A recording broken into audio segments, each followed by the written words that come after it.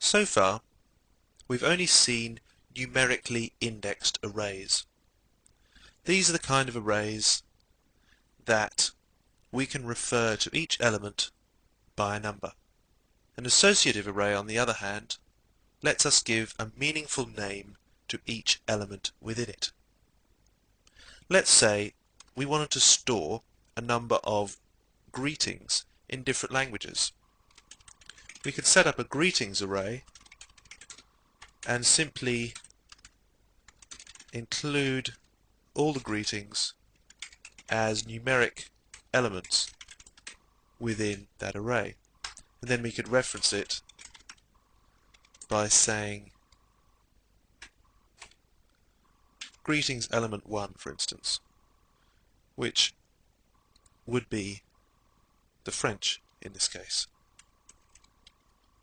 However, this is not a very useful way for us to reference such an array, because the numbers 0, 1 and 2 have nothing to do with the content. That is, a greeting in English, a greeting in French, and a greeting in Spanish. It would be a lot better for us to be able to specify the language that we want as the element. Well, there is a way to do that, and it's known as the associative array. How we do that, we simply put in the names that we want to give our elements, then we use this symbol, looks like a little arrow, and then we put the value.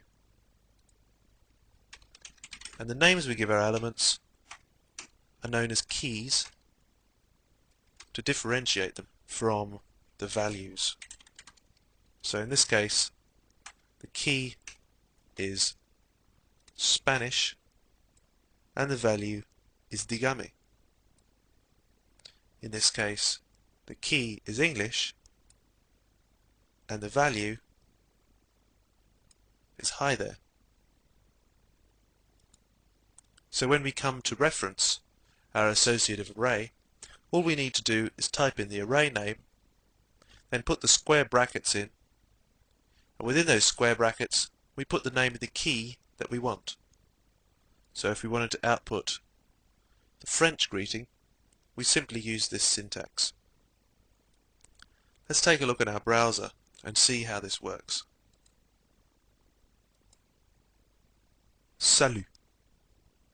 It's picked out the greeting that we wanted based on the key that we put within these square brackets. So if you put English or Spanish in instead, it would output the response in the appropriate language.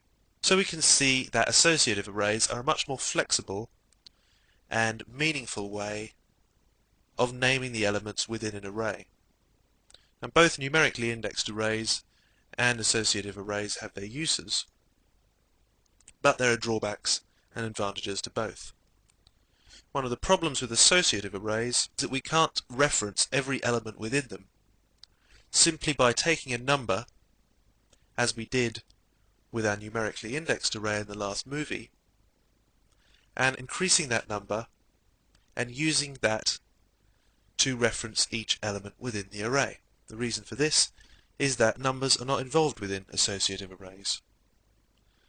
Each element has its own text name, so we can't just use a counter. So how do we do that same thing with an associative array? The answer is there's a special function known as the each function.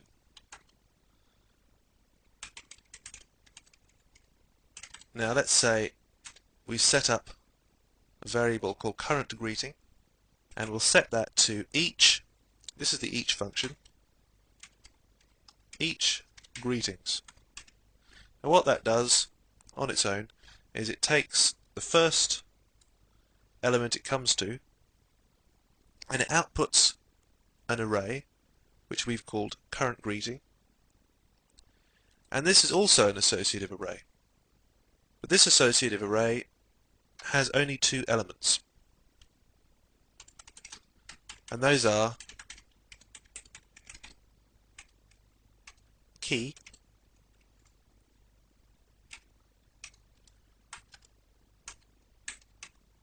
and the imaginatively named value. Now you may be looking at these elements here, key and value, and saying, now where did you get those from? Because nowhere in the script have we initialized any array which contained these as the keys to an associative array. Well, actually we did.